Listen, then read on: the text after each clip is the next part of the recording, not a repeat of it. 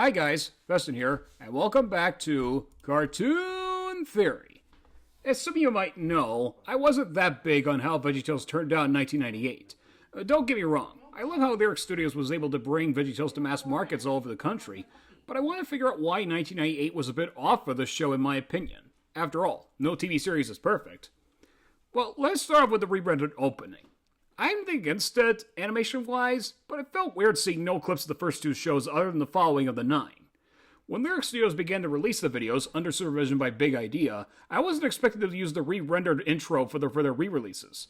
It should have at least been featured on maybe 2 or 3 videos. I mean, the prototype releases of Are You My Neighbor and Where's Governor Scare feature it. Why not the actual releases that came in March of 1998?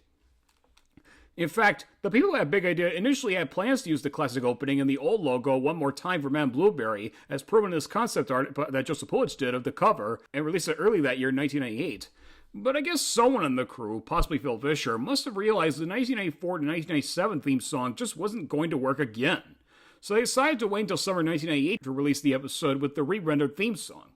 Speaking of Man Blueberry, that's where I had mixed feelings on it. While I did like the story, I wasn't crazy about the character itself. I was more on the lines of the Scallions who were working at the Stuff Mart, which was a departure from their first appearance of Where's Governor Scared. Instead of playing bad guys, the Scallions were nothing more than just associates of Stuff Mart who want to show the nice people how big the store is. Aside from them, the other thing that was remotely entertaining about the show was Larry driving a Jeep on the countertop and Junior and his dad buying a ball in the Stuff Mart. But the big highlight, of course, has to be the interlude where Mr. Lund sang his cheeseburger. This segment shows that because of the growing crew, they are able to do whatever they can to make the music video work.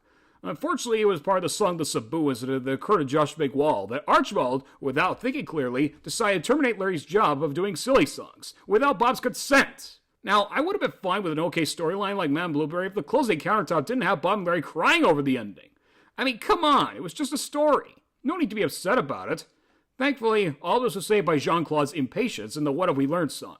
But that was still no excuse to go back to the countertop while Bob and Larry acted like babies. The thing is, if the 1984 and 1987 intro was used in Man Blueberry, it wouldn't have changed the episode, but at least it would have had its time on the show on a satisfying note. What I can say for sure was that Man Blueberry was produced by Chris Olsen, who left right after. Unfortunately, things didn't get better in the following episode. Because of the idiotic decision by Archibald Asparagus, it left Larry heartbroken and stuff at Jimmy's ice cream shop. I mean, Jimmy tries everything he can to snap Larry out of it with songs from past couple shows. But of course, his efforts were fruitless. Especially his stupid decision of Annie's version of the Thankfulness song at the wrong place at the wrong time. Look, I can understand him forgetting the song The Sabu, but playing the Thankfulness song? No way, Jose! Of course, during all this, Archibald learned a very important lesson. Don't overreact to simple accidents that happen like in the song The Sabu. And don't be selfish. Needless to say, if it hadn't been for Duluth, Minnesota and Moose Lake with their petitions, Larry would not have been rehired, and there would have been no Yodeling Missionary of the House. But of course, that's all the negative stuff. Let's go for the positives we've gotten after that. The following month, Bob and Larry were asked by Ion Television to air the Toys Say Christmas. So the people at Big Idea got together to create a wraparound segments for this as the VeggieTales Christmas Spectacular, with Bob as the host and Pa Grape as the director. Musical performances by Larry, Jr., and Archibald Asparagus were included. It really helped Big Idea get back into high gear after recovering from the song The Sabu incident. Bottom line, I never thought 1998 was good or a terrible year for VeggieTales. I just found it a bit off. Honestly, if they just tweaked a few things here and there, like having the 1984 to 1987 intro being in Man Blueberry and some of the re-releases of the other episodes, and Jimmy Remember being in the song The Sabu, then 1988 could have been a great year for VeggieTales in my opinion. I know there are people out there who do like these episodes, and I'm not trying to change anyone's mind, but I guarantee you, if you rewatch these, you'll notice things were a bit off.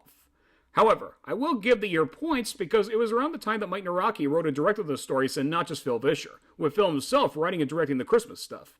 Man Blueberry and the End of Silliness try something different. I will give it credit for that much. But anyway, that's all for this video. What are your thoughts about 1998 for VeggieTales? Please let me know in the comments. I love to hear your thoughts. See you around, folks!